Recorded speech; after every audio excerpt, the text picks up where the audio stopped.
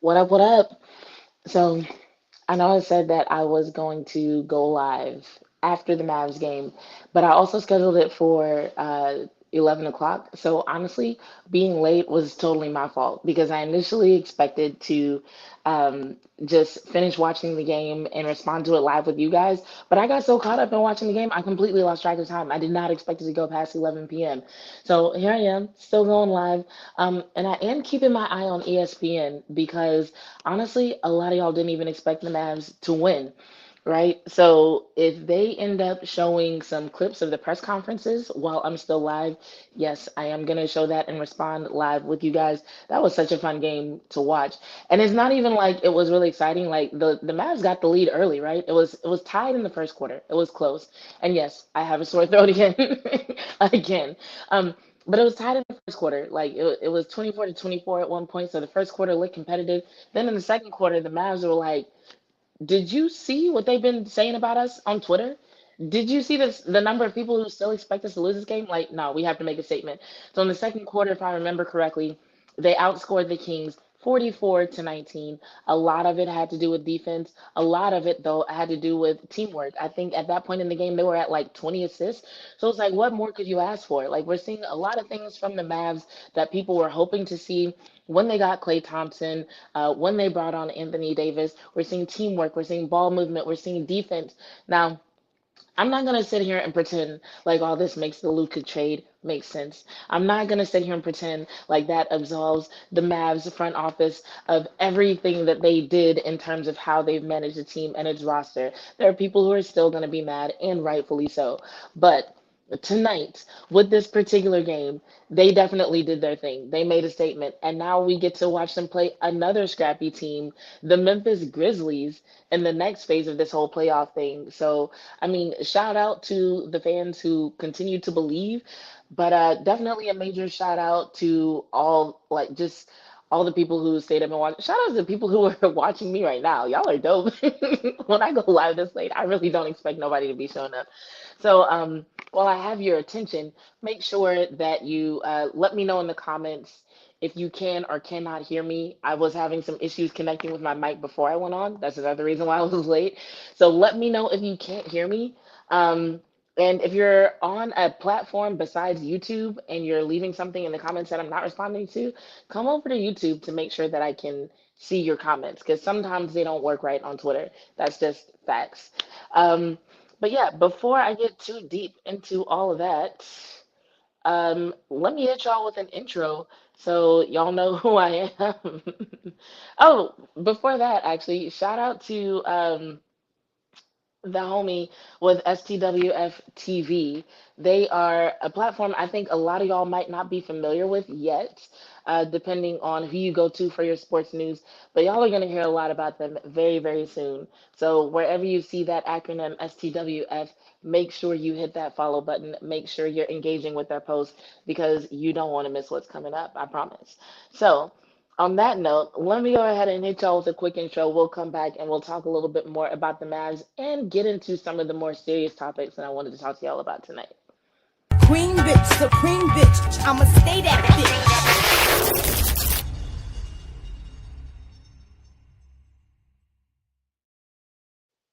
So, as it says in the intro, I am the Queen Bitch, Supreme Bitch, your host, Jazz Monet, here with another episode of Bitches Love Sports. Like I said, make sure you hopped in into the comments on the YouTube side if I'm not responding to something that you're saying on the Twitter side, because I definitely do want to engage with y'all. And it looks like we're getting some audio from Klay Thompson. So, let me see if I can pull this up for you guys real quick so that we can watch it together. Give me one second because I actually have to sign into a different account. I hate the fact that YouTube makes this so complicated. Um, Ilvin, if you're still there in the chat, let me know what you thought about the game if you were watching, because I feel like there are a lot of fans who might be deleting some tweets right now, who otherwise might be speechless. And so, if you watch the game, I'm really curious as to your thoughts. If you anticipated seeing this from the Mavs, or if you're as surprised, because honestly, I didn't see anybody pick them. I didn't see anybody who actually expected the Mavs to to end up winning tonight. I think I was watching the pregame show for somebody who actually usually is pro Mavs, and even they were like, "Oh well, we'll be talking about the playoffs, but the Mavs won't be in it." And I feel like they have something to say about this. The way they played tonight, I expect them to beat the Grizzlies, honestly, especially with John Morant's health still being in question. Um, so we actually might see a really interesting postseason from the Dallas Mavericks. And it looks like I can pull this up. So just give me 1 second. Actually, no, I hate Chrome. It's giving me a little bit of trouble, but I'm gonna still try to get this pulled up for y'all in just a second. I don't even know what this is. What are you doing?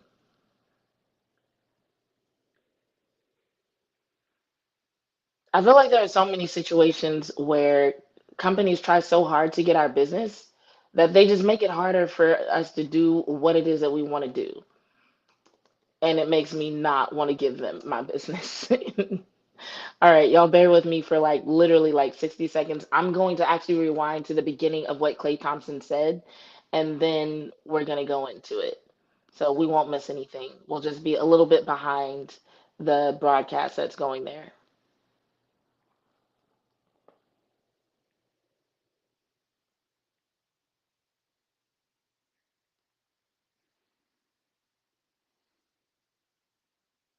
So while I'm doing this, Elvin said, "Facts. I kind of figured this because of that private media session Nico had."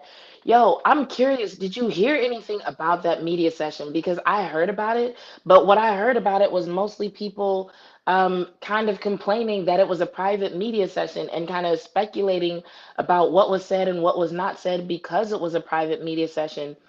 And I get it. Like it's a little bit sketchy to have a media session before a big play-in game like this and then only invite certain people because you have to wonder the people who weren't invited if they were allowed at every other press conference, if they were allowed to cover the team otherwise, why all of a sudden do you not want them around? Like what are you saying? What is it that you're afraid of that would make you lock it down like that? So I totally get the people complaining who complained. But oh Lord, Google Chrome. If y'all don't, I swear to God, they're making this so difficult. But yeah, I get the people complaining who complained, but at the same time, I didn't want to jump to conclusions in terms of what Nico may have said or what he didn't say. So if you heard anything, like definitely drop it in the chat, so we can kind of let the Mavs fans who are in the building right now know what went on and give them an opportunity to speak their piece. So I have the sound up from Klay Thompson that just happened. I'm gonna go ahead and share that, and then we can see if Elvin pops anything in the chat. We're gonna share my screen. Actually, let me go to a different presentation mode for this, just so that way, if he says something interesting, y'all can still see my reaction. All right, we're gonna go to a different presentation mode for this, and now we're gonna share the screen. And now we're gonna go over to shout out to YouTube TV. No, they don't. YouTube TV is a sports fan's best friend. So let's get into this.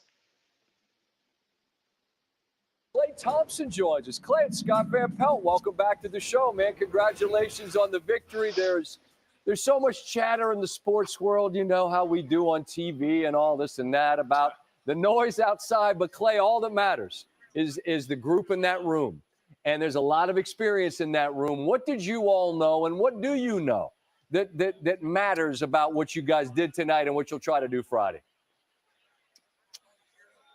Hold on, before Clay answers, I just got a comment on Scott Van Pelt and the way he's asking this question. Scott Van Pelt is asking these questions like he didn't expect the Mavs to win. Like he's just trying to come up with something on the fly because he was completely prepared to interview a Kings player. But let's continue. Well, thanks for having me, Scott. And we've had to endure quite the year, especially when it comes to the injury bug. And yeah, no doubt. To have our team almost complete, obviously we miss our brother in Kyrie. I mean, we all can imagine what he would do for our team. With sky's the limit with he's in the lineup, but we're so desperate to keep the postseason alive. It's a privilege to play basketball this time of year, and I told the guys before the game, I mean, we have nothing to lose. Go out here with a free swing, play for each other, and play free-minded because that's when we're at our best. And there's nothing like being able to compete this time of year. It's truly special. Klay, that second quarter, we just showed the highlights. You were on one. As I'm watching, I was like, let's see how long the ball's in his hands before it's up in the air. I mean, it's look, I know you've been doing it for a while, but you've still got that gear. And when it starts going, what's that like? What are those moments like? It's why you train so hard year in and year out to be ready for moments like that. And I know I didn't end my season last year so well in this same building. And I knew once I saw one go in and I got my feet under me, I was going to let it go until I missed. And luckily for me, I didn't miss that quarter. And I think that helped us separate and hold on to that lead, obviously, for the rest of the night.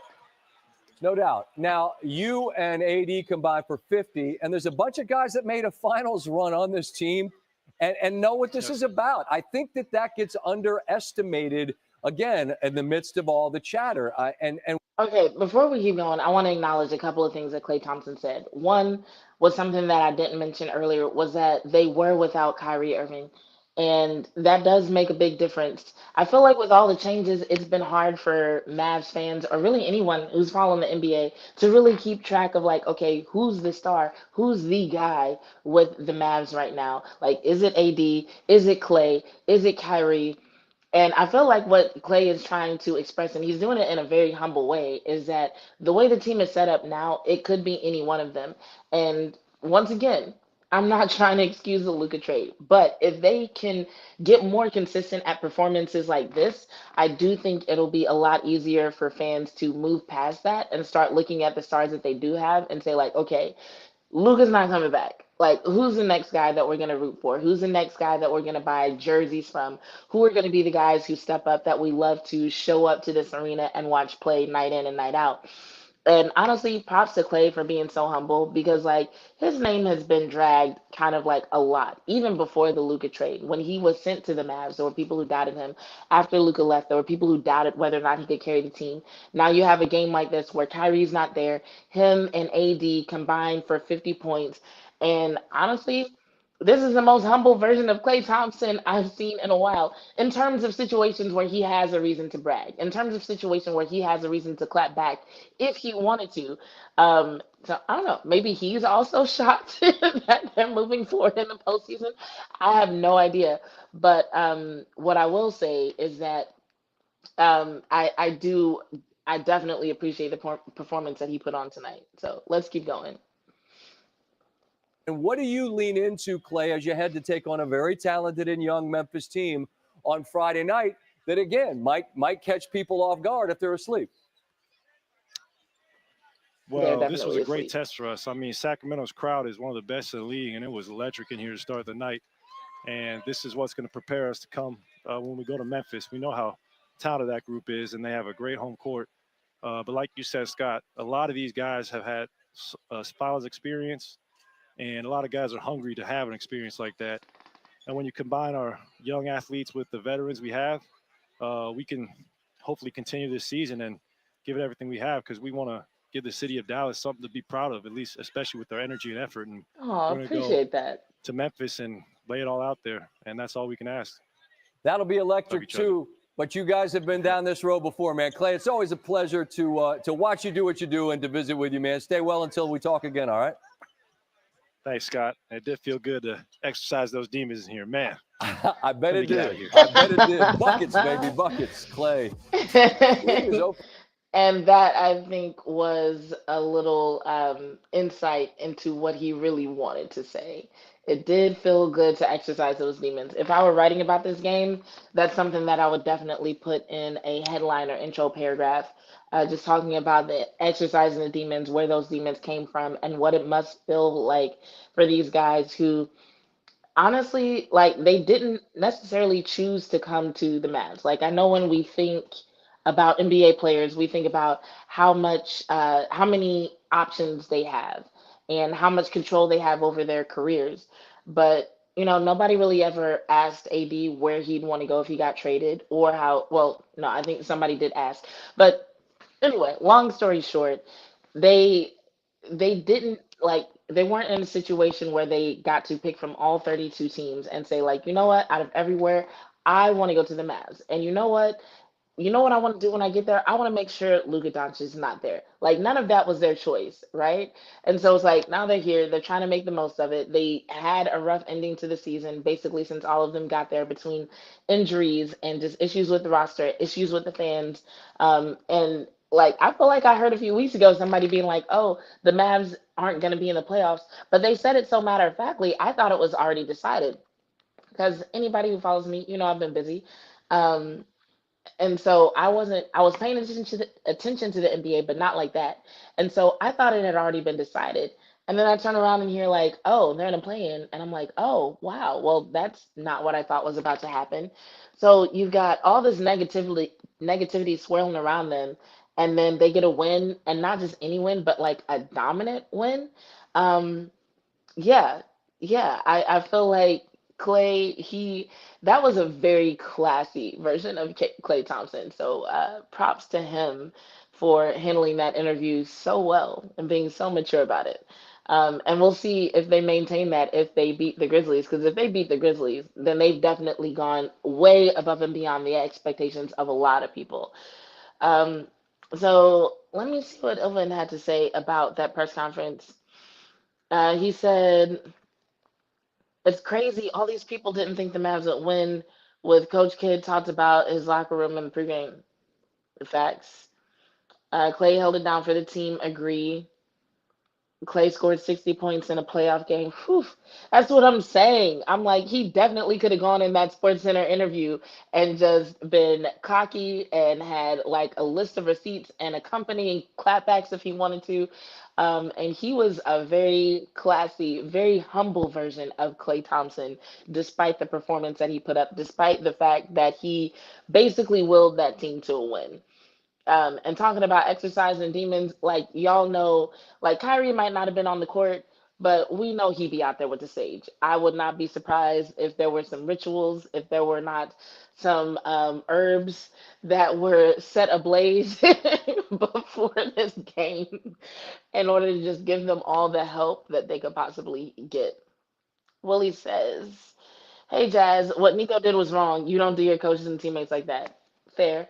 Accountability matters. And we are going to talk about that in a second. Um, but I wanted to make sure and give the Mavs some space. And I am watching SportsCenter up here. So if any other Mavs players get interviewed, I will pause and make sure that any Mavs fans that are tuning in have an opportunity to hear what those guys have to say. But for now, I do want to move on to exactly what Willie is talking about in terms of he's talking about a different Nico, not Nico with the Mavs, but Nico formerly of the University of Tennessee, who made some interesting moves in terms of what was allegedly related to NIL deals. Hopped in the transfer portal today, and that whole situation also made headlines. And so, when I was planning this show, that is actually what I went into the show talking about. And then just what the Mavs did just blew me away. So, I had to take a second and comment on that. So, thank you to everybody who's watching for giving me a solid 18 minutes to talk about the Mavs. Um, if they keep going, I'm gonna keep talking about him. But before we get into what happened with Nico, I'm gonna try to pronounce his name correctly. I practiced this day, I promise. Nico Iamaleava. I think I said that right. I think the emphasis might have been on some of the wrong syllables, but we'll work on it. But I'm going to do some quick shout outs and call outs, and then we're going to get to a little bit of TLDR. So, shout outs and call outs. Shout out to Paige Bueckers and the other Dallas Wings draftees. So, Paige Bueckers was drafted to the Dallas Wings as a lot of people know, but the Dallas Wings also drafted, according to their press release, they got the number 12 overall pick with Asia James of North Carolina State, number 14, Madison Scott of Ole Miss, number 27, JJ Quinterly of West Virginia, and number 31, Aaronette Vonleh of Baylor. The rookie group joins the Wings alongside previously announced number one overall selection, Paige Bueckers of Connecticut. So shout out to them. I also want to do a call out in this list of shout outs and call outs. So, y'all know I was keeping an eye on the lawsuit with Joy Taylor. And I don't know if this should necessarily be a call out. Like when you're a defendant in a lawsuit, you have the right to go for a settlement, which it sounds like is what is happening right now. So I've been keeping an eye on the documents that have been filed with this lawsuit that was filed against Skip Bayless. You know, the one where he offered a hairstylist, I think somewhere in the neighborhood of $1.5 million to sleep with him. And not only did she turn him down, but then she sued him for harassment. Talk about being curved. Jesus. So there was a lawsuit filed against Skip Bayless for harassment, against Fox for other people harassing her and for them being complicit in the harassment. And Joy Taylor was mentioned in the lawsuit for the same reason, for being complicit in the harassment. According to this hairstylist and the lawsuit that was filed on her behalf, allegedly, Joy Taylor was informed of some of the behavior that was making this hairstylist feel unsafe, feel uncomfortable, and Joy Taylor told her to get the fuck over it. And apparently, Joy Taylor also perpetuated this environment by herself engaging in some questionable activities, including exchanging sexual favors for the opportunity to host television shows and other professional opportunities. So this woman was like, I'm not just coming for Skip because he made me uncomfortable. I'm not just coming for the men who made me uncomfortable. I'm coming for everybody who had anything to do with this. And last time I checked, the lawsuit also mentioned 20 to 25 people who were yet to be unnamed, but who, according to this hairstylist, were involved. So the Fox Sports brand definitely has a lot to protect in terms of keeping as much under wraps as they can, which is probably a big part of the reason why they're going for a settlement. There's a lot of reasons to go for a settlement. And this is supposed to be shout outs and call outs, but I'm treating this more like a TLDR. I apologize. But there's a lot of reasons to go for a settlement besides just thinking that you might be guilty. It could be that even if you believe you are not guilty of wrongdoing, that you just don't want certain things coming out via evidence. Because, like I said, I've been keeping an eye on the documents that are filed. So let's say there are other podcasters, other journalists like me who are keeping an eye on those documents, and something that paints the Fox brand or anybody who works for them in a very negative light. Say, for example, Emmanuel Acho. He is not a defendant in the case, but his name came up because the hairstylist was like, yo, Joy Taylor fucked Acho in order to get her spot on such and such show, right? And so it's like he doesn't have anything to worry about legally, but maybe he just don't want his business out like that, right? So situations like that might have Fox being like, yo, we don't need anything else like that coming out, even though like there's nothing illegal about what went on between Joy and Acho. That's between them. They can do what they do. Hiring practices are what they are, but we just don't want it being public, right? So if they agree to a settlement, then they can keep things like that from being publicly filed and on record in digital courts where people like me, all the way in Texas, can look up court documents that are all the way in Los Angeles and tell y'all what I found. So there was supposed to be another either hearing or some sort of meeting in court to discuss the progress of this case on April 22nd. That's less than a week from now. Apparently, all parties, plaintiffs and defendants, got together and were like, hey, we're going to push that back. They're trying to push it back to July to give them time to discuss this settlement. So that's where they are with that. So that's why I was like, it is a call out, but it's not. It's really just an update. And I could have put it in a TLDR. Don't worry. I will work on locking down these segments. Um, the next shout out and call out is a shout out, and I think it's the last shout out. So this last shout out that I have goes to the Odighizuwa Foundation.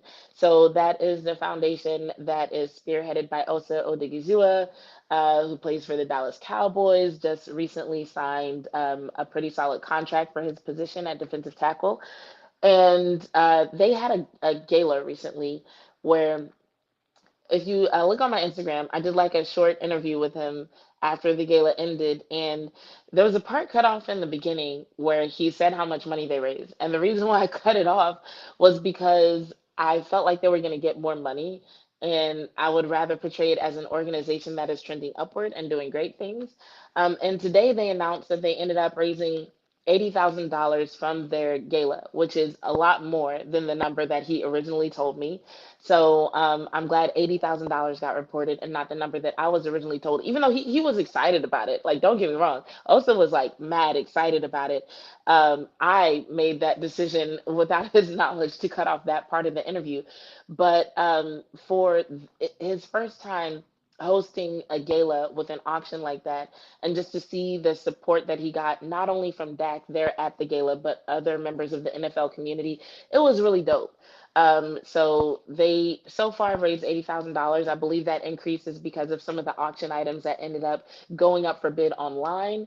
Um, and so just props to him and the work that that foundation is doing, because honestly, I don't know of any other foundations that are addressing the issues faced by single parent families quite like the Odighizuwa Foundation. So I consider it to be a really special foundation.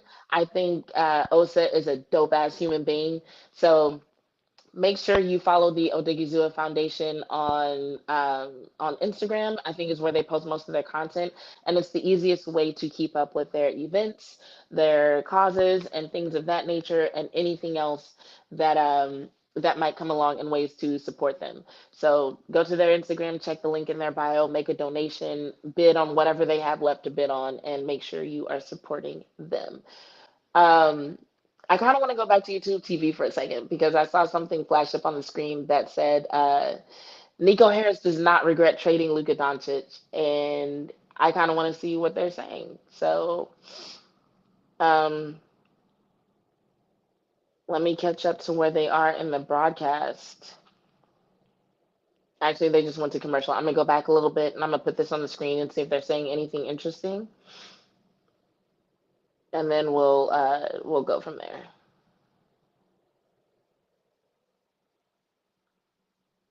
This is not who I saw on the screen a second ago. What are y'all doing?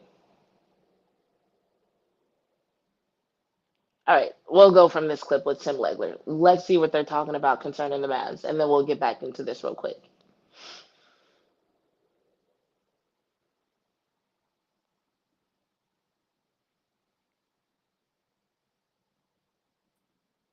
In large part, he wanted to come out and prove something and prove to people what he is as a player.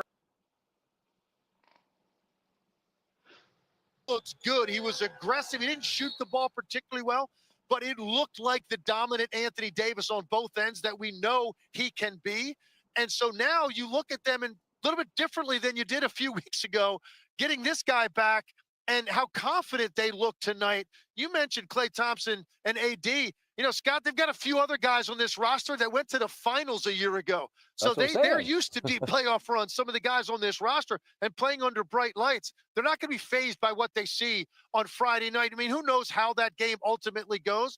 But I think it was a big statement by Anthony Davis making it back to this point to at least give Dallas a chance to extend their season.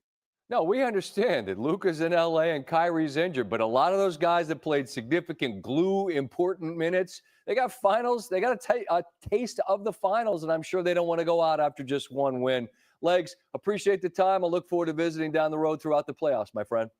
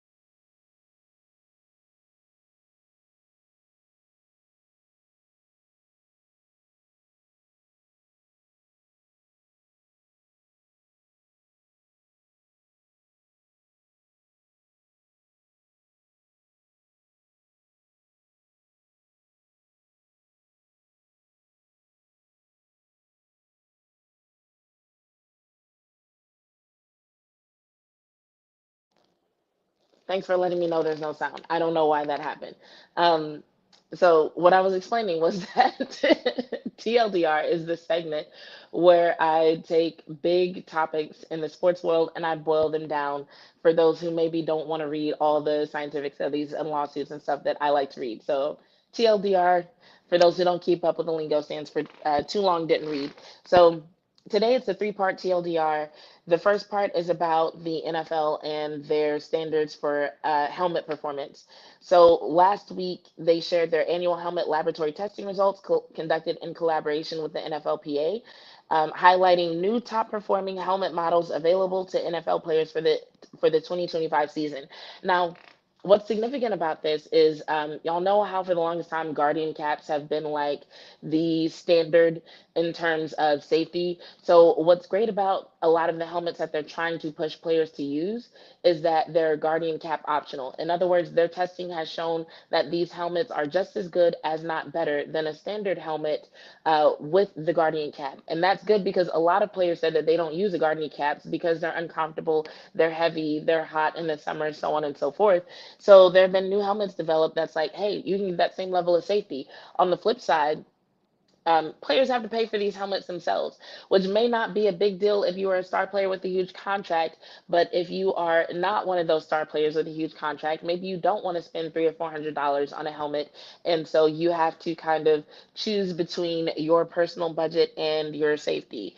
Um, and I know some of y'all might be listening to that thinking like, well, they're still making a lot of money.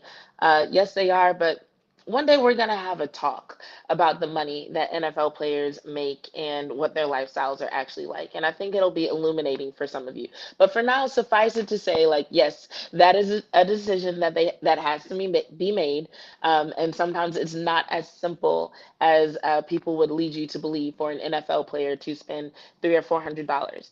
Um, so some of the things that the NFL mentioned were that last season, nearly 30% of players in positions for which were position specific offerings, in other words, helmets made just for these positions, wore a position specific helmet.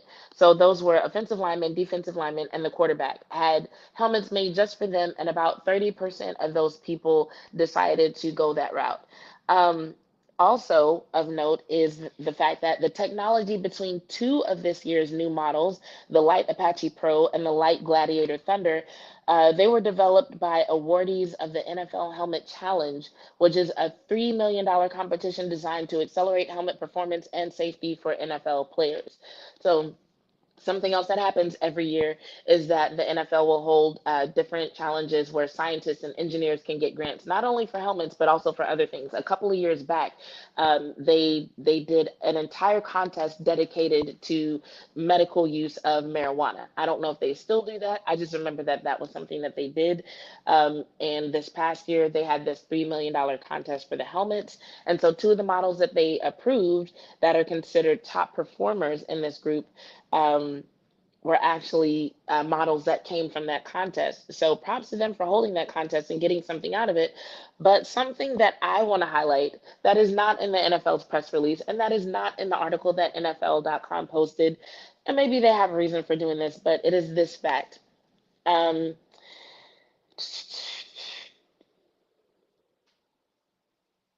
Hold on, I thought it had. Oh, here it is. The league released the results of their performance test, but they like not only do they test new models, but they test the old model as well. So in addition to the ones that they approved as top performers, they are also banning seven additional models for next season. So there are seven models that are being banned, and then there are three models that are being moved to the not recommended category. But here's the thing, out of all 10 of those models, as recently as 2022, all of those models were considered top performers. So in just a couple of seasons, they went from, oh, you were some of the best helmets out there to actually, we don't even think players should be playing with you. Like you are unsafe, which is crazy to think about. Like that's how fast the research and the studies and the new models are coming out that change what the NFL thinks is really safe as compared to unsafe. now. So do with that information what you will. I feel like in terms of safety, I guess they're doing the best they can, but it just really is alarming to know that it can just be like 2 to 3 years and something that they thought was cool, that they thought was safe, that they thought would protect players, all of a sudden they're telling players like, no, don't do it at all. If you have that helmet, put it on a shelf, put it in a shadow box, but do not wear it during the game. You will not be allowed. So um, I remember one time when I was doing Girls Talk Boys Talk, and we went in the locker room, and I asked one of the players whether or not they were going to purchase one of the helmets that was Guardian Cap optional. Um, I was like, hey, like, I see you got a Guardian cap. Have you thought about purchasing one of the other models that they say doesn't require one? And that player did not know what I was talking about.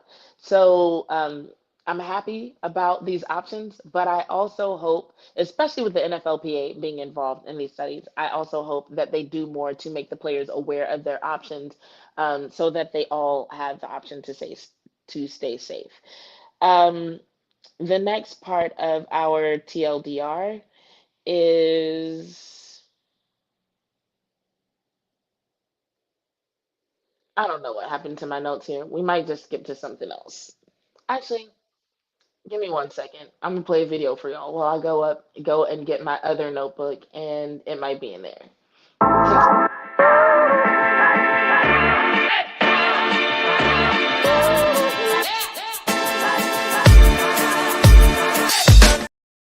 Okay, I'm back. This is what happens when we do shit live, y'all. Um, so what else did I want to say? Oh, the NFL game schedule is going to be coming out in May. So for those of you who are looking for that, it looks like sometimes between May 13th and 16th is when the NFL game schedule is going to be coming out. There's a lot to take into consideration, like the fact that they are hosting a record 7 international games, including the first games that will be held in Ireland and Spain. Um, they also have that expanded Christmas Day slate that we talked about in my last video. And they had a 2% decline in viewership, which doesn't sound like a lot, but it's definitely something that they want to reverse. So I'm pretty sure they're trying to figure out how to be strategic in terms of their scheduling to try to get their viewership to go back up and not continue on, I'm sure, what they believe is a trend going downward. But like live sports in general, I think just went down because the NBA also saw like a 2% decline or something like that. So who knows if this is really an issue with the NFL, or if it's just an issue in the way people consume entertainment. Sports is an entertainment product, so we've seen a lot of changes in entertainment in general in terms of people getting content from streaming or choosing to watch clips via social media as opposed to entire shows. This is something that's happening not only with the NFL, but it's even happening with shows like Saturday Night Live or The Daily Show or other things that, people would normally sit down and watch the whole thing. And now they're like, you know what? I can just watch my favorite segments on YouTube. I can just watch the highlights on TikTok. So it'll be interesting to see how they address that. I know they have some new content coming out on YouTube. I actually talked about this last time too. They have that new content coming out on YouTube that's like targeted towards Gen Zers. So, like, I don't know. The NFL is trying to get creative. Everybody's so creative. So we'll see what they do. And then the last thing that I wanted to tell y'all about is the fact that there's a lot of college basketball players hopping in the portal. So the NCAA transfer portal opened on April 24th, and it's going to be open for 30 days.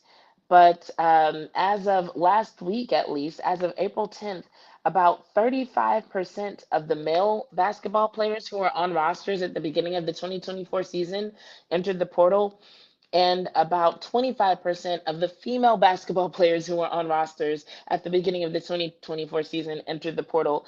And so there's a couple of crazy things about this. One, the portal opened during March Madness, which has to be chaotic for coaches because there were definitely some players who entered the portal but were still playing in the tournament, which is wild. But I'm assuming with the outcry about that, that the NCAA will do something about that next year. Um, There's also the fact that some people included in this number are going to be people who do end up going back to their original schools. So there's just a lot to consider here.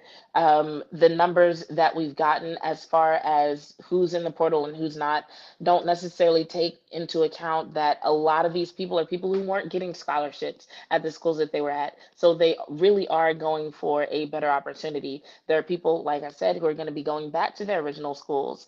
Um, but then there are also people who are just looking for better opportunities in terms of NIL, um, and in terms of just the money that they can get, exposure that they can get. And that brings us to the main part of tonight's show. So, in the thumbnail, if you saw it, I put Nico Iamaleava. Still hope I'm saying that right, and Kyren Lacy, may he rest in peace, on the thumbnail as examples of some of the things that we're starting to see when it comes to college players and NIL. And I shouldn't say college players and NIL because it's not like it's just NIL that's the issue. A lot of these issues are stemming from NIL as well as just the increased exposure that these players are receiving, media coverage, more people prying into their private lives. Because basically, what NIL has done is it took the lid off something that was already starting to happen with college players, where I honestly think part of the reason why NIL was even legalized was because of the way that media outlets and basically anybody who had an opportunity to make money off college sports was taking advantage of the exposure of these guys. And so you kind of get to the point where, if you're a player and you're like, okay, I can lose my scholarship. I can lose my spot on a team. I can lose my opportunity to play if I go get a part-time job or if someone pays me to speak at an event. But I'm watching Sports Center, I'm watching First Take, and I see these guys do multiple segments surrounding me and the sport I play, and they get sponsorship dollars for that. They're being paid millions of dollars to talk about me, but I can't get paid millions of dollars to talk about me or simply to be me. That shit is crazy, right? And so I think once the sports industry and college sports as an industry said, okay, now you can get paid to be you. Now you can get paid to sell your autographed merch. Now you can start that charity you wanted to start. Now you can go speak at those events. Um, Now you can get the money that you think you deserve for being included in this video game or for us sharing shirts with your name on it or your picture. Um, I think some of the people who may have been holding back a little bit decided, like, okay, well, they're getting paid now. So now I can go all in with all my opinions, all my takes, all the coverage. Um, and if you're a kid who wants the opportunity to make money doing what you love, that can be a good thing. But there are times when it backfires. So we're going to talk about Nico's situation first. And I have a video from her name is, and I want to make sure I pronounce her name right, so that's why I'm pulling it up. I'm telling y'all, being a one woman operation is not that easy. So, like, in a perfect world, I would love to have all the show notes done in advance and everything go 100% smoothly. But in the real world, I only have so much time. So I have to look up things like this woman's name. So her name is Jamesetta Cleveland. And I actually met her at the Shrine Bowl. Her and some other sports moms who make content, who have social media accounts dedicated to teaching other sports moms, other sports parents, how to best take care of, especially college athletes. Because the thing about college athletes versus professional level athletes, especially in the sport of football, is that when it comes to agents, the NFLPA has this whole rigorous set of hoops that you have to jump through in order to represent a player. I know because someone actually recommended, they were like, hey, I think you would make a great agent. You should look into it. And I looked into it and I was like, dang, I literally have to save money to even start the process. And that doesn't even count the travel that might be required for me to go to seminars, what might happen if I fail the test, just to be eligible to take the test is thousands of dollars. And then if you pass that test, you still have to pay for your license, which is another, I want to say it was like $1,600. It was like 1,100, 1,600, something over 1,000, right? And so if you are an entrepreneur or you've ever been an entrepreneur, you know how long it can take to build up clientele and set up a business. You know that you might end up having to pay that licensing fee a few years in a row before you actually get to the point where you're really making money, right? So you're looking at somebody who says they want to be an agent, and they might need to have thousands of dollars up front just to even pursue that for NFL players. On the flip side, you have this college landscape, which has a lot more options, and there aren't really nearly as many hoops. I dare to say there's not any. I know a couple of the conferences have, they have their database and they have their list, but there's really nothing to stop someone from saying, yes, I'm a college athlete agent and I can negotiate your NIL deals.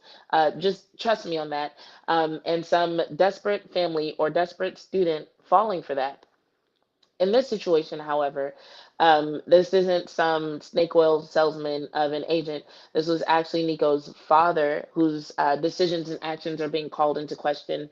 And so, before I go deeper into that, I want y'all to hear what Miss Jamesetta had to say. Like I said, she's with Sports Mom University. She has 3 kids of her own. Right now, she's in the middle of a financial literally. I cannot talk today. She's in the middle of a financial literacy series. Apparently, April is Financial Literacy Month. Um, but she did make this post regarding the Nico situation. And to me, it was illuminating. So I'm going to share it with you guys real quick.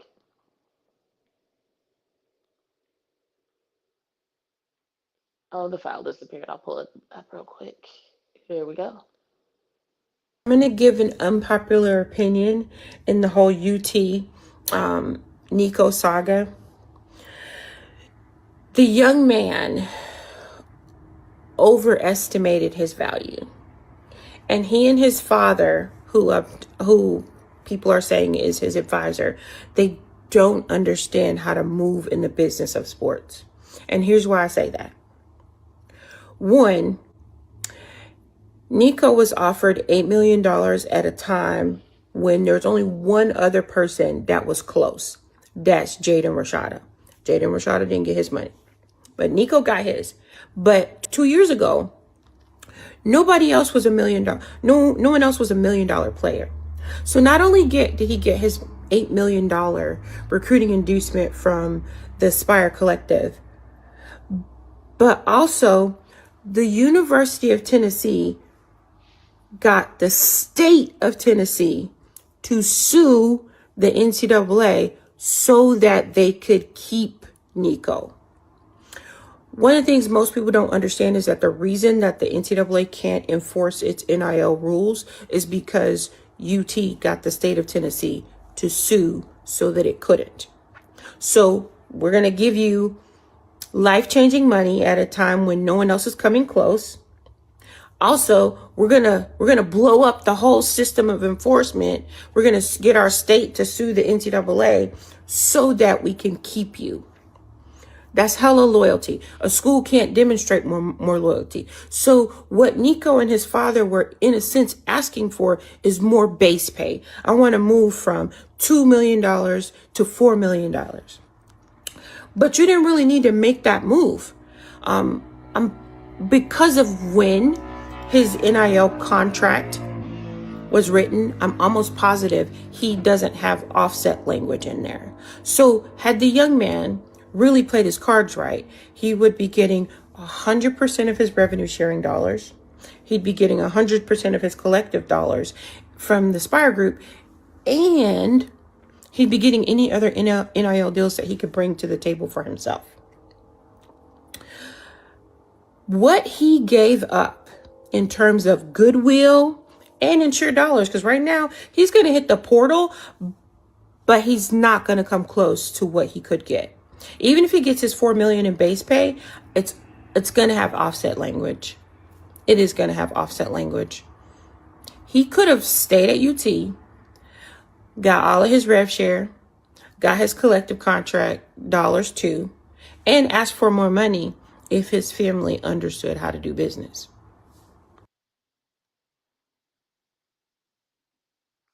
So I wanted y'all to hear that from her because I felt like she stated that way more eloquently and smoothly than I could, even after looking into the situation. So, like, I did double check and go back and check on everything that she said as far as like the NCAA being sued by the University of Tennessee and everything that she said checked out.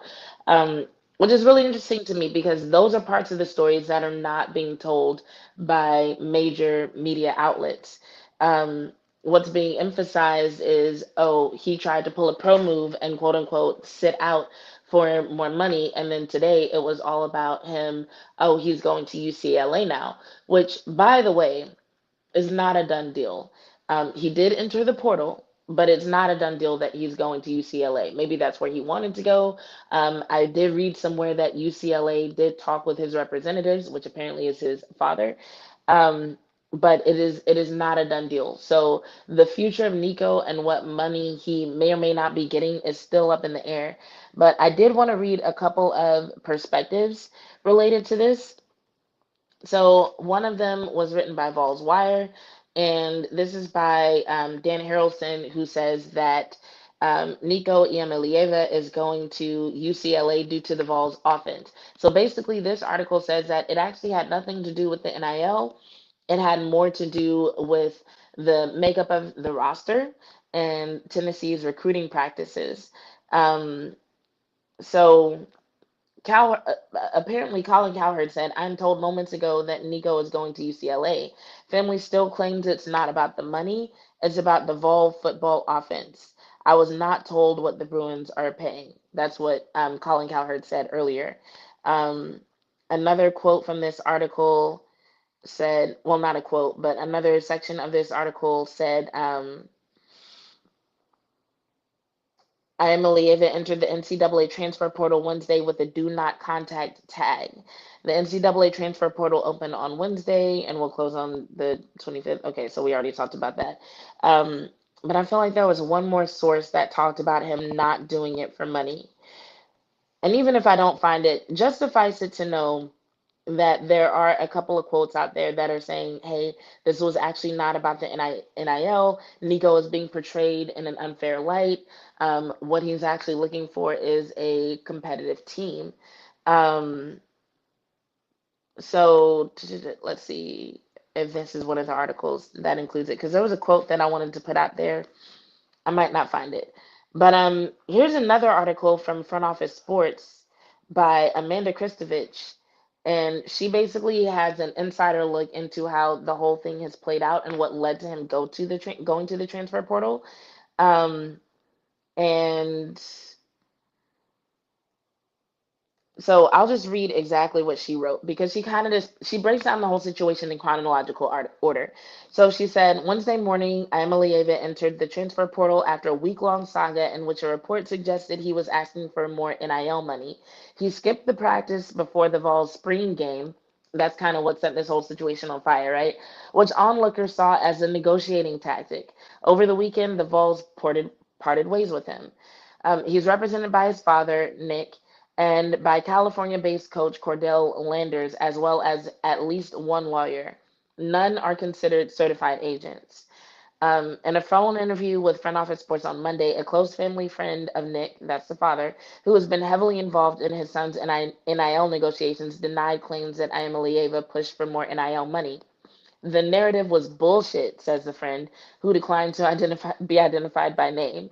Um, Other front office sports sources close to the talks dispute these claims. So basically, this one friend is like, yo, this narrative is some bullshit. And this author is acknowledging, okay, this friend said that, but they don't want to be named. And also, everybody else we've talked to kind of says that the narrative is accurate.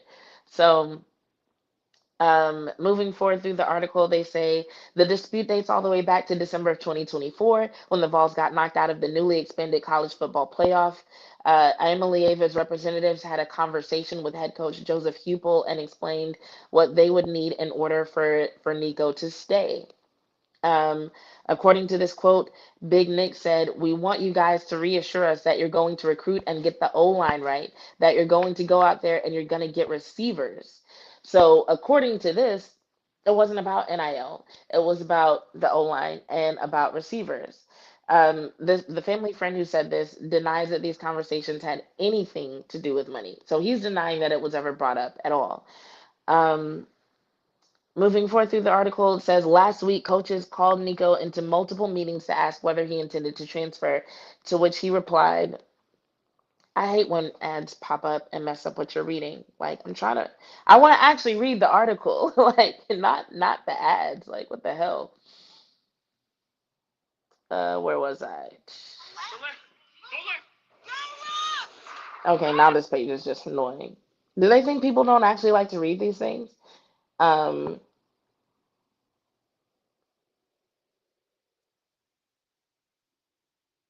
Okay, so last week coaches called Nico into multiple meetings to ask whether he intended to transfer, to which he replied that as long as they brought in the recruits he pushed for, he was all in on the Vols. So further support for the idea that this was about recruiting. But once again, the source for these quotes does not want to be named. So do with that what you will. Take that with a grain of salt. I know I am. I'm just letting y'all know that there's other narratives that are out there. Um, the questions mounted on Thursday when it was reported that Iamaleava was in the midst of contract renegotiation with Tennessee and the collective. So that's the Spire Group, I believe, is the collective that he was talking to at Tennessee. Um, his father tweeted a denial of the claim and called the reporter who published the story a bitch, and not in a good way. Like bitches love sports, that's in a good way, but I'm pretty sure he meant like in a bad way. Nico's not asking for no money. He don't even have those money conversations, according to the father, via quote from this person who does not want to be named. Um, so yeah, there's multiple narratives out there, but either way, this guy's reputation is going to be hurt. And to me, it's just while I support athletes for getting paid for what they do, it's an example of why you got to take baby steps in this stuff, not just for the sake of the economy of college sports adjusting to everything that's going on, but even for the sake of college athletes just having the proper education and being represented by the right people. Because like in this situation, we're talking about Nico's father, who I'm sure has his best interests at heart and wants what's best for his son, but according to various sources, may or may not be going about things the right way, right? But I've also heard of other situations. I was watching a video earlier today where someone was talking about, hey, when you sign these agreements with these collectives and they expect deliverables from you, make sure those deliverables are quantified. So, deliverables are things like social media posts, or sometimes it might be going to certain events. And the way this post was made, it suggests that college athletes are out here signing agreements with collectives for money, but they're not deciding how many social media posts they should be doing. They're not deciding how long they have to stay at these events or how many events they have to go to, which puts a young athlete in a position where you can be taken advantage of. One thing I say all the time is confused people are easily manipulated. So there are certain people who will manipulate you because they're just doing things the way they think it's supposed to be done, and you don't know any better, and so y'all are both kind of walking blind. But there are definitely people out here who will manipulate these college athletes on purpose. And if they're confused, if they don't know how these agreements are supposed to work, um, they'll end up in a situation where they're just overdoing it, where they're not, even though they are being compensated, they're not being compensated properly. Or maybe someone refuses to compensate them at all for holding them to a standard that was never explicitly stated in the agreement that they signed. um, I've also heard situations of college athletes actually being required to sign agreements where, so like, let's say there's a college athlete, they work with a particular agent for their college NIL and they get that done. Then that athlete goes pro. And okay, so now they either want to or have to get an agent that is certified by, let's say it's the NFL, and they want to get someone who's approved by the NFLPA, right? Um, so sometimes the agreements that they sign in college say, okay, you can go pro and get a different agent when you go pro, but you still have to pay me a portion of your salary. Like they're tying these athletes up for life, which is so fucked up. It kind of reminds me of the situation that was like going into the 2010s and a little bit after the 2010s, where there were a lot of independent artists who were deciding to either stay independent or get distribution deals with major labels. And they were using companies like TuneCore or CD Baby to be able to uh, like create their like put albums out on some of the digital platforms like Spotify, like Apple Music, and they were figuring out how to do copyright and arrange payments for samples on their own as well. And so what you saw was these labels started like giving these huge advances, which artists had to pay back, and they weren't always clear on that. And they were also signing artists to 360 deals because these artists didn't know any better. Because it's like, yes, you have access to all these resources that let you do all this stuff on your own, and you can, keep more of your royalties and all that. That's dope. But we're still gonna figure out how to get you. And in a lot of ways, that is what this phase of college sports feels like. It's like, yes, these athletes are being compensated. It's dope. Um, but there are people who are just determined to take advantage of the chaos that exists in the system right now and determined to take advantage of the ignorance and just the lack of knowledge and the lack of regulation that exists in the system right now. It's fucking bananas. Um, and so when it comes to things like regulation, that's where things really get tricky, right? Because, and I've talked about this before, so this might be a repeat for some people, but I've talked about this before where there are some professional sports leagues, the ones we're most familiar with are the NFL and the NBA. As a matter of fact, I'm trying to think if all professional sports leagues do it now, because I know there was a time when some of them, like some of the lower level professional sports leagues, like didn't like pickleball. Even I think there's multiple pickleball leagues right now, but I think some of the professional ones actually do have CBAs. Anyway, I say all this to say, professional sports leagues, they're able to create their CBA, their collective bargaining agreement between franchise owners and athletes, because you have these sets of teams that are all dealing with essentially the same circumstances. So it's very easy for them to negotiate based on things like revenue and the desire for parity, right? But when it comes to the NCAA enforcing regulations, before they can even begin to do that, they first would have to figure out how to divide up all the sports, all the conferences, all the schools that they cover. Because even if you go by sport, right? You're not going to have the same regulations. You're not going to have the same PA, or the same CBA. You're not going to have the same player representatives that you would for like football as compared to basketball. And then with basketball, you got women's basketball and you got men's basketball. With any of these sports, you have to think about the differences between the various conferences and what that means. Um, and so, and then on top of all that, you're not just dealing with football and basketball. There's so many sports that the NCAA is in charge of. Like, can you imagine trying to manage this situation with NIL, with this influx of supposed agents and wealth managers and other representatives for these kids, but you've got to deal with not just football, not just basketball, not just soccer, but you've got bowling teams and rowing teams and fucking cricket teams or whatever the fuck else that you've got to consider as you come up with regulations for everything that you're in charge of.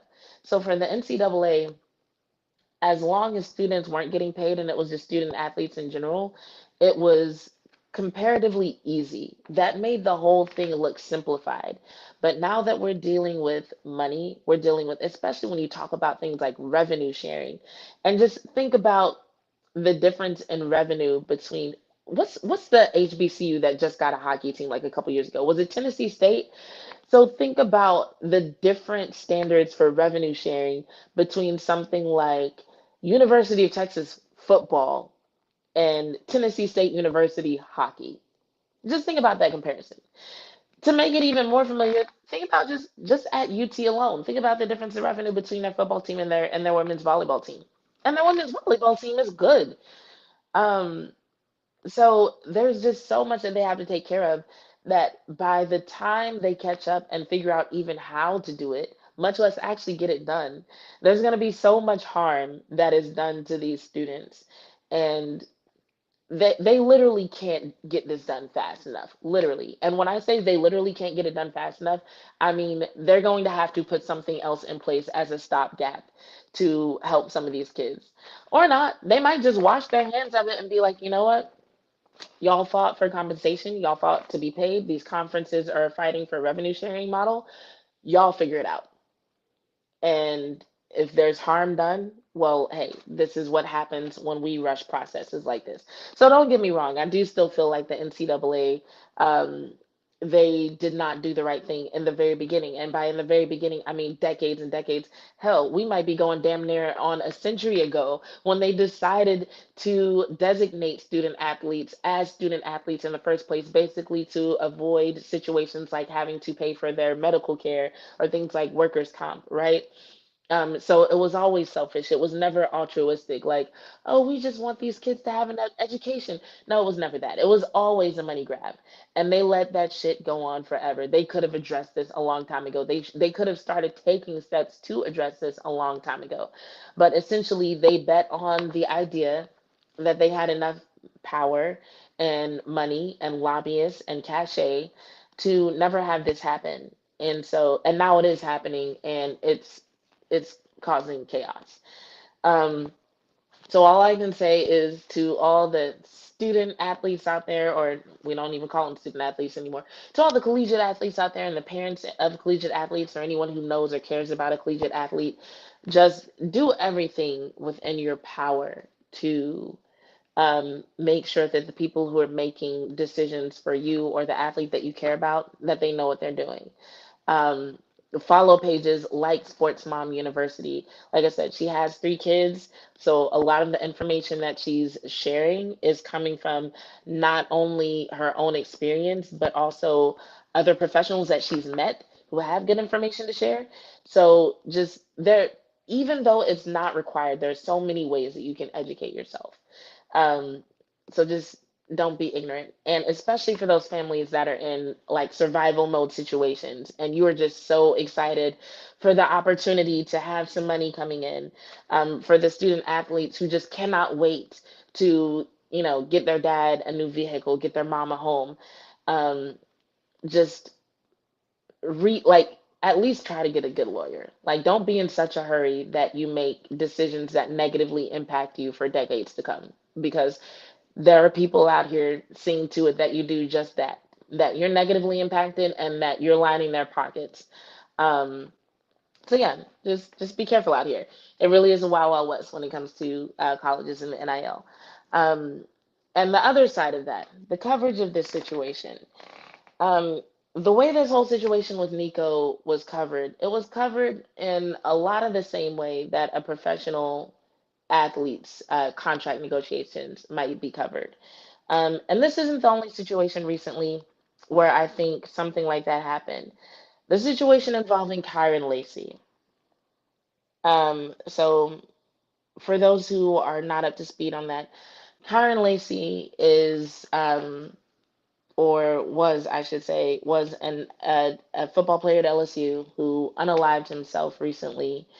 Um, and it seemed to stem from the accusations against him regarding a hit and run accident that took place in December. I'm gonna try to pull up the details on it. I thought I would just be able to talk to y'all about it, but it's proving to be a little bit harder for me to talk about than I thought it would be. So give me 1 second to pull up the details on this.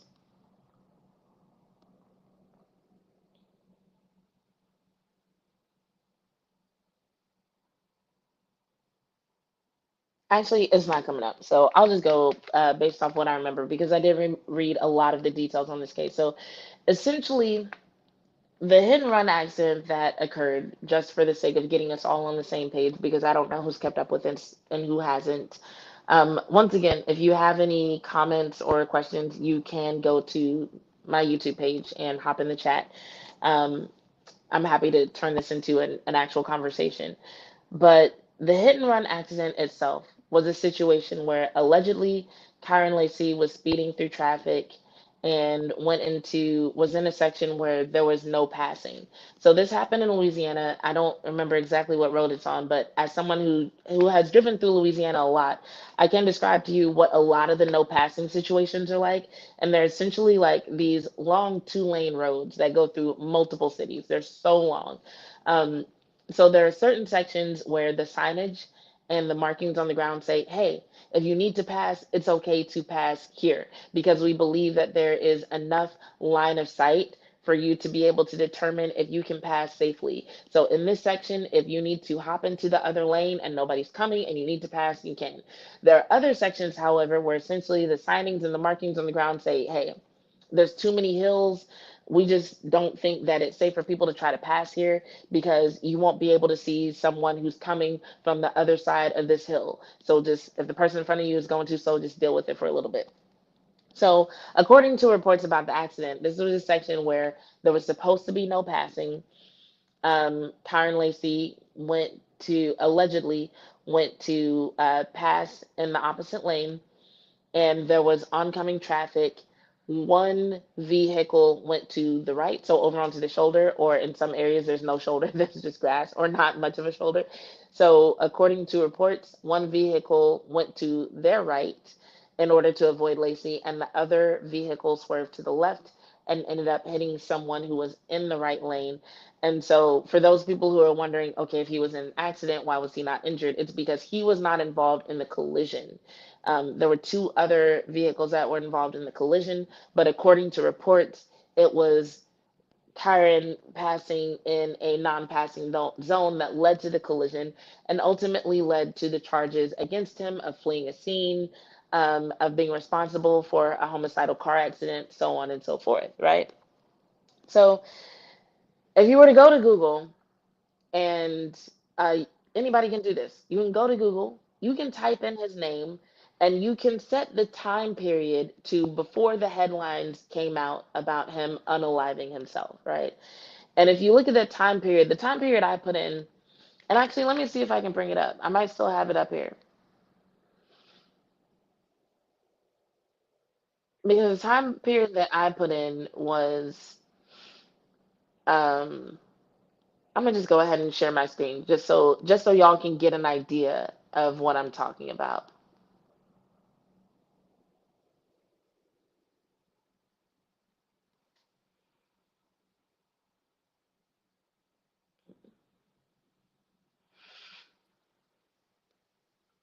Okay, so this is what you get if you do a regular Google search on Kyren Lacy, right? Um, all the headlines, some of them do still mention the fatal car crash, but almost every headline on this, no, every single headline on this first page of results is about him being found no longer alive, right? But if you change this, you can go to tools, you can go to custom range, and we can change this to, let's not even go all the way back to when the accident happened, just January 1st. So January 1st, by the way, would have already been a few weeks after the initial crash happened. So we're just going to go from the beginning of the year to the beginning of this month.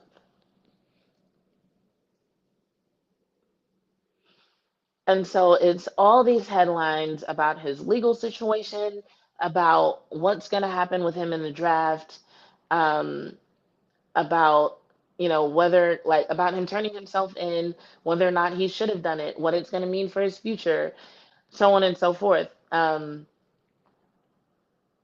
Hold on, let me go back. I did not mean to click on that. But yeah, so far that's 2 pages. Even headlines about his pro day also mention his legal trouble. Um, and then once you get back to early January, that's when you get to the headlines about him being wanted.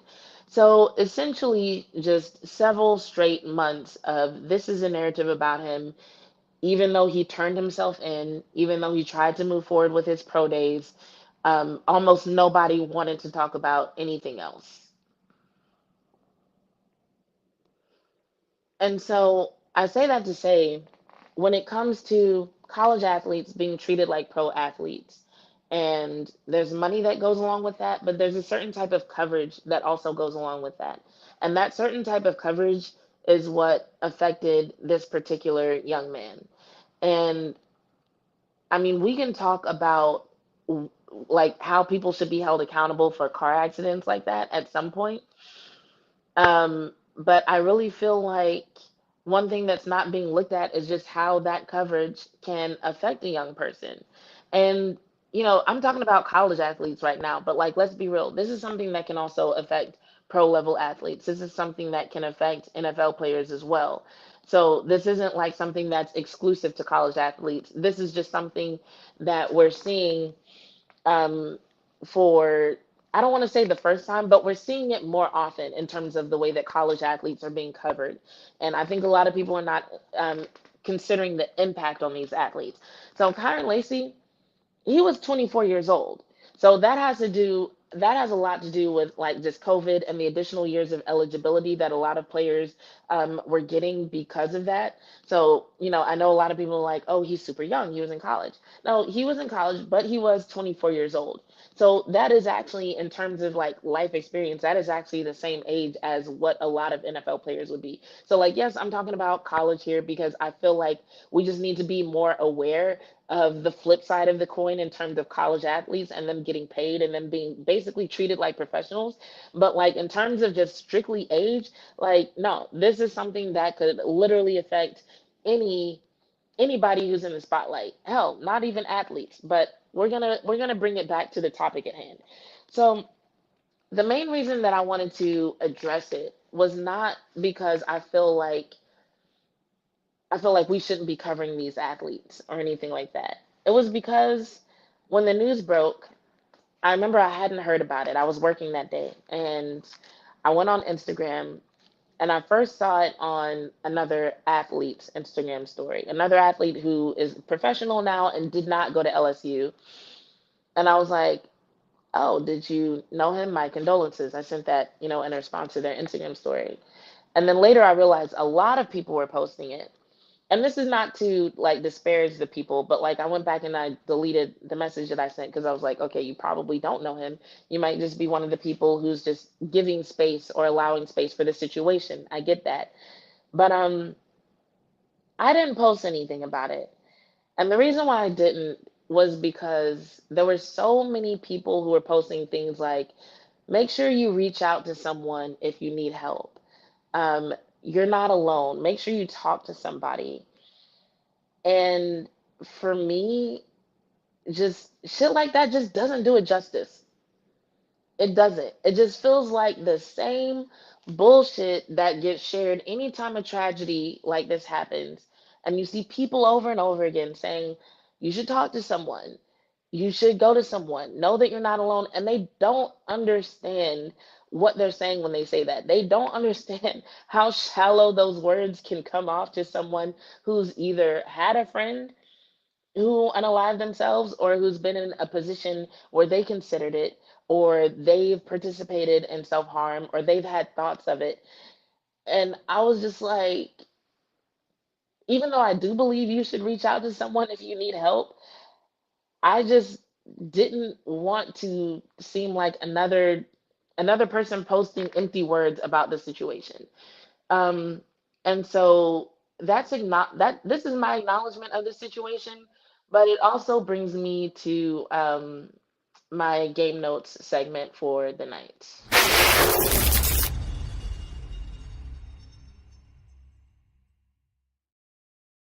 So, like I said, this is my game notes segment. This is a segment where I talk about situations that are happening in the sports world, but that also apply to life. So, like I always say, as it is in sports, so it is in life. Um, and in this situation, this is something that didn't really happen in a game, but it happened to an athlete. It happened to someone in the sports world.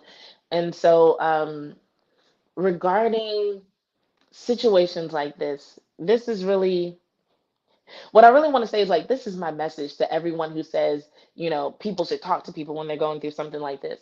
But I don't want this to come off like I'm discouraging people from telling other people to talk about this. what I really want to drive home is that there is weight when you say that. There is more to it than just saying that and going on about your fucking day.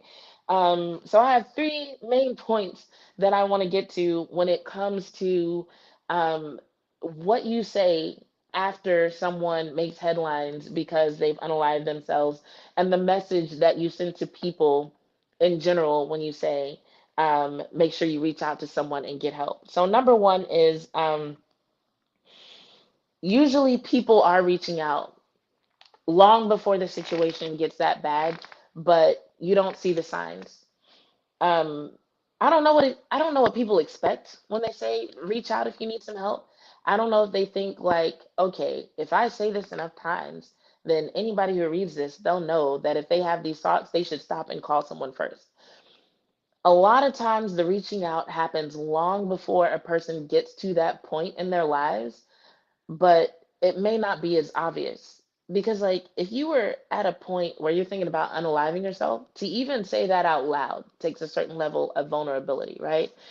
And so, a lot of times, those first attempts to reach out to someone come in the form of a statement like, hey, can we talk about this situation? I really haven't had an opportunity to talk about it. Or, you know what, you and I had a falling out and it's still bugging me. Can we talk about it? Or, hey, you know that situation that happened a few months ago? It's still been on my mind. Um, you know what I randomly thought about today? Like, I randomly had this memory of this situation and I didn't realize that. A lot of times it's like that. And a lot of times when people make statements like that, they're met with what I call toxic positivity because it's people's attempts to be positive without actually addressing the situation. It's, oh, keep your head up, you'll be all right. Oh, that was a long time ago. Don't even worry about it.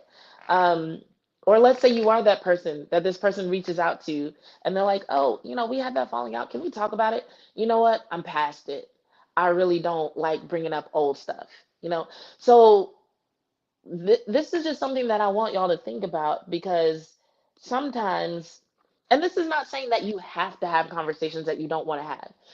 What I'm really more so saying is to be careful in how you decide to handle those conversations. Because let's say you are that person who had a falling out with a person who is now dealing with depression or something of that nature, and it might not be just you. There's this thing called compounded grief that a lot of people are not familiar with, right? And what compounded grief essentially is like we've all heard of the stages of grief, right? And they're not all always linear. Sometimes they can be cyclical and they don't always go at the same speed, right? So what compounded grief is basically somebody experiences something, and stages of grief are not always due to loss of life or losing a loved one. It can be to anything. It can be a loss of identity in the form of like losing a job, or as is in the case with a lot of athletes, they've done studies experience things like depression or loss of identity when they have like a season-ending injury and they have to go maybe a whole year without playing a sport they love, and especially if they were considered a star player, and that's where like a lot of their social interactions came from. And now it's like, where does that come from? Where does that sense of identity come from? So like that's just one example. um, Grief can come from losing a relationship, so breaking up with somebody, losing a job. There are all sorts of places that grief can come from, but it's usually some kind of major life event that results in trauma in the form of an emotional imprint being left on a person. So, compounded grief is essentially when someone goes through something that causes that. And before they go through all the stages of grief and reach acceptance, something else happens that causes them to end up back in that cycle. Only now you're dealing with two things. And then for some people, before they get through all of that, something else might happen, right? So you might come across a student athlete who suffers an injury, loses their starting position, breaks up with their partner, and maybe they've moved to a new city to be an athlete. So they miss their friends, they miss their family, and them being homesick is causing a certain level of grief or loss of identity. That's three things right there that can easily happen to anybody. And so maybe your role, you only play a role in one of those situations. Maybe you are this significant other. Maybe you are a friend they had a falling out with, and they go to you and they say, "Hey, this has been on my mind. Can it would really help if we talk about it?" And you're just like, I don't like dealing with old stuff. That could very well be that person reaching out for help in that moment. And you're like, I don't want to talk about it. But then you go on your social media and be like, if you need help, reach out for help. And it's like, well, they did, and you were a dick about it, or you were a bitch about it, right? So even when you don't want to have those conversations, there is a way to handle those conversations with love and with care.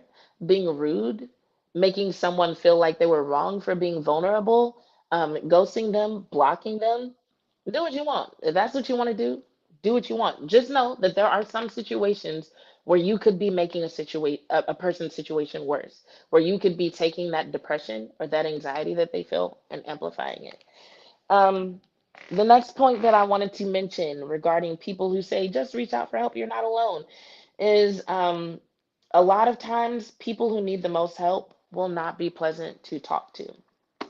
So, what do I mean by that? Sometimes when people reach out for help and they're looking for someone to talk to, especially if for whatever reason they might not have access to therapy. Um, Therapy is expensive. It's hard to find a good therapist, even if you can afford one. Um, they might be in a place where they are dealing with so much anxiety. They're so depressed. They are dealing with so much grief that maybe they get emotional. Maybe it's not always them coming to you sad and small, like, I really need someone to talk to. Maybe it's in the form of them acting out and participating in impulsive or dangerous behavior. And you're just like, yo, what's got into you? When did you start sleeping around like that? When did you start doing drugs? Like, what? Um, Sometimes it might be them having a hard time managing their anger. Sometimes they might be in a state that almost like looks like they're bipolar or manic or super depressed. Or maybe their life has just become chaotic because in an attempt to cope, they've taken up like habits and behaviors that lead to trouble in other parts of their life. Like maybe they've become a sex addict and it's hurting their relationship. Maybe they've become addicted to certain substances and it's hurting their job, right? And so sometimes it feels like when people put out these statements like reach out to someone if you need help, I'm someone you can talk to. It feels like they're not taking into account the fact that sometimes these are people who end up being cut off by their circle of friends, by their family, because it's like, oh, that person is just going too overboard. I can't be associated with that. I can't be affiliated with that. It's not going to always be a clear and concise statement like, hey, person A, I have been having suicidal thoughts. Please talk to me about it so I can get past it. Sometimes it's them texting you constantly about the ending of a relationship that you might feel like they ruined, but they're going to you about it. And so you have that opportunity to either suggest that they get more help, um, provide insight if you're in a place to provide it, maybe get someone else involved. Maybe you're not the person that they should talk to, but maybe you're close enough with other friends or their family members to where you can, implement an intervention. But once again, just like with the last point that I made, cutting them off and just being like, ew, like I can't deal with them no more may not be the best answer because you might either be putting them in a situation where they are not getting the help they need for their situation, or your rejection, once again, might make their situation worse. And I feel like I bring that up because it's so prevalent in today's society to block people, to cut them off. And people will call it things like, oh, I'm protecting my peace. Oh, I'm keeping my circle small. Or, oh, I only talk to people who are about business, who are about money. Or, oh, this person doesn't belong in the group chat anymore. And once again, by all means, you have every right to decide who you want to be close to. All I'm saying is that there are better options than simply cutting off a person, than disparaging a person. Sometimes these are the people who get talked about behind their backs. So there are better options besides just ghosting a person, blocking them, telling other people to stay away from them. Sometimes there are ways that you can be like, hey, I see what's going on in your life. It doesn't look like you're headed down the right path. Maybe you should talk to so and so. Maybe you should think about such and such. Like, you can show that you don't want harm to befall a person with like literally minimal emotional investment. It doesn't take a lot. Once again, this is a message for the people who are always saying, reach out to someone if you need someone to talk to. Um, and the last thing that I wanted to mention is that, yes, everyone has problems, but it's not always the same. And so I've been seeing this thing a lot where it's like, oh, we all have issues to overcome. And so like we all find ourselves being too busy. We all have bad days. We all have to hear the word no. Um, and posts like that that I think are meant to I actually don't know what the point is. I don't know if the point is to like make people shut up and quit complaining. I don't understand. But for some people, especially people who do end up in a state where they are committing self-harm, where they have suicidal thoughts, or where they have made actual attempts to unalive themselves, a lot of times their problems are different. One, it could be that their problems literally are worse. Like, yes, we all have money issues. Yes, we all have experienced jobs that we don't like. Yes, we all have had to deal with rejection, relationships that didn't work out, business opportunities that didn't work out. True, we all have had to deal with those. But for some of us, maybe we have a better support system to get past those situations than other people do. Maybe we have more resources.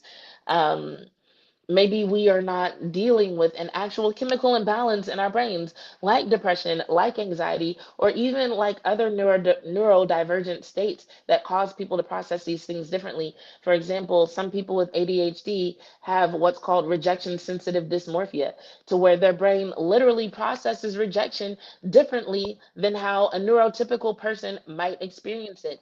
Same thing with autistic people. There are things that might make them experience situations differently. And so I don't want you to just dismiss these people as, oh, they got problems, I got problems. What makes their problems so special? It could be any of those things. Their background, trauma they experienced as a child, hell, trauma they experienced as an adult, the resources that they have to get past it, the support system, what they have to look forward to. Like you can experience the same type of rejection as somebody else.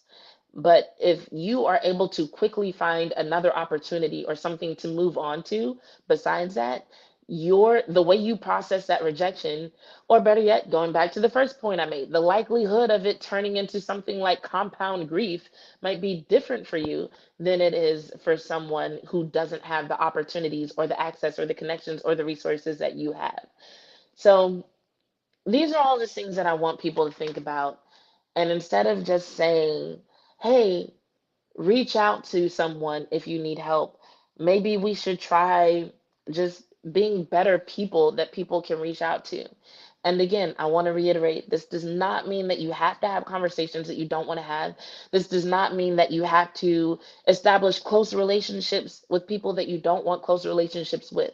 What I'm saying is that if you do decide that a conversation is too much for you, or you do decide that a certain person isn't healthy for you to be around, there are different ways for you to go about handling those situations besides just putting them down, cutting them off, blocking them, kicking them out your circle, and being like, I gotta protect my peace.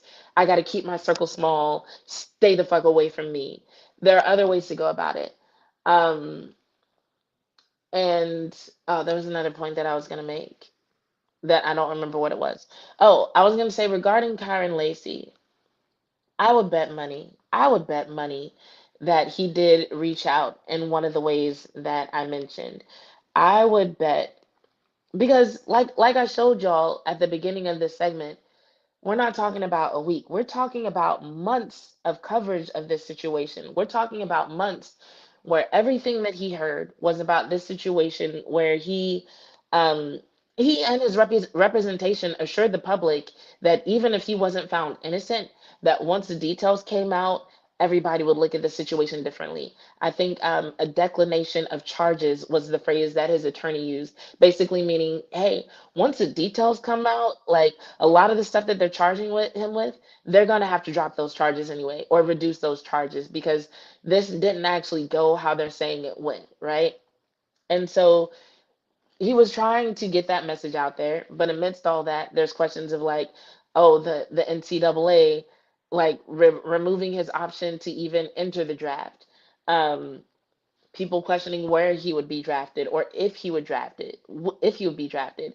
Just the way that people were talking about him and saying that he should be locked up and the way that he didn't deserve an actual future, all that will weigh on a person.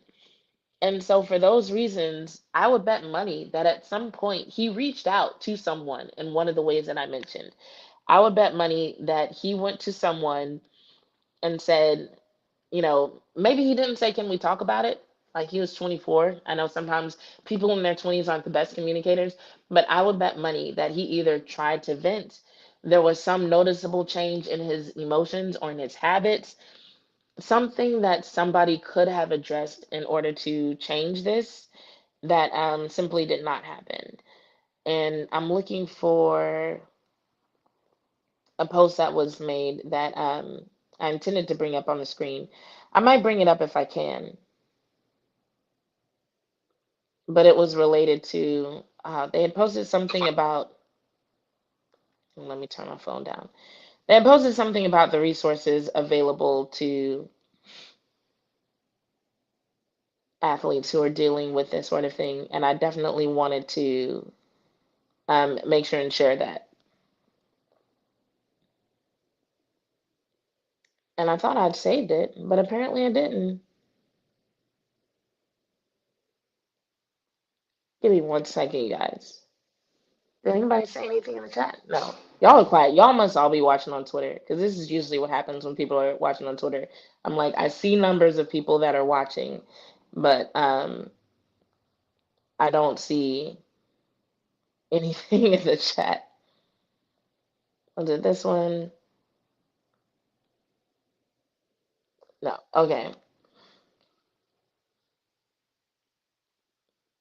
Well, once I do find that, I will share it both on Twitter and on Instagram. My apologies for not having that link ready and available. But there is a general suicide hotline, which in most areas, I believe now is by dialing 988. It used to be like a longer 10-digit number, but in most areas, you can simply dial 988. I know this is the case in the state of Texas where you can dial the numbers 988 just like you would dial 911 and reach someone who can talk to you, even if it is in the moment.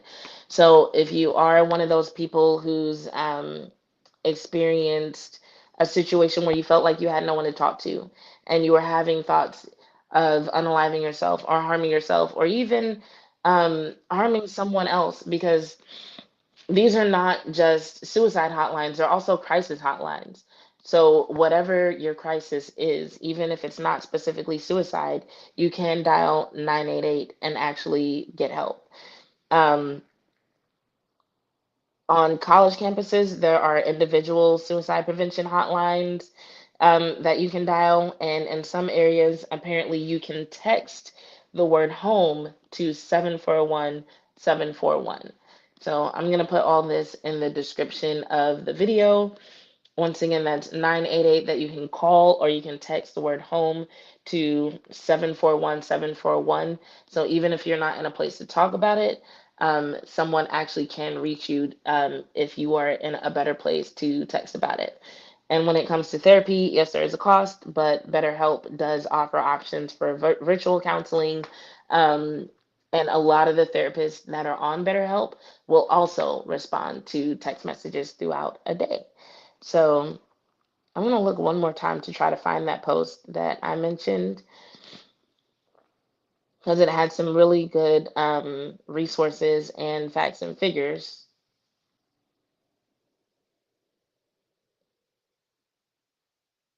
I'm just not finding it right now, and I genuinely hate when this happens.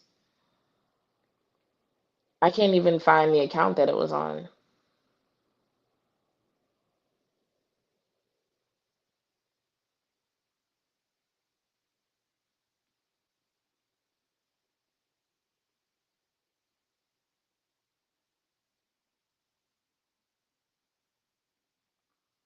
That's whatever. I'll find it. I'll share it in my Instagram story when I do find it because I'm pretty sure I'll find it eventually because I'm relentless when it comes to stuff like that. So I'll share it there. I'll share it on my Twitter. I'll make a post about it on YouTube. I'll make sure that the information gets out there. And I will also make sure and mention it again on my next episode because honestly, while it may not always make headlines, stuff like this cannot be talked about enough. And I really hope that this game notes section helps somebody not only in their own personal situation, but I hope it helps someone be a better support system for someone who may be going through something right now. Because you never know when someone that you um, follow on Twitter or Instagram or might be watching live at fucking 1:16 in the morning Central Time has gone through something like this and needed this kind of support and considers it an especially important topic. Um, and knows what it feels like to not have the support that they think they need, but also be grateful, very, very immensely grateful once they realize that they do have more support than they thought they had. So, on that note, I'm going to end that there and not get into anything else related to that. If you're watching this after the fact, do me a favor, shoot me a comment if you have any questions, comments, or anything you want to talk about next time, because it's that time of year where I'll talk about anything. Um, Also, if you are not already subscribed to my YouTube channel, make sure you find me on YouTube, Bitches Love Sports Podcast. Give me a follow, turn those notifications on so you know when I post new content. And also, please, please share this with someone else who you think will enjoy this content. On that note, this has been another episode of Bitches Love Sports. I'm your host, Jazz Monet, and I'm out.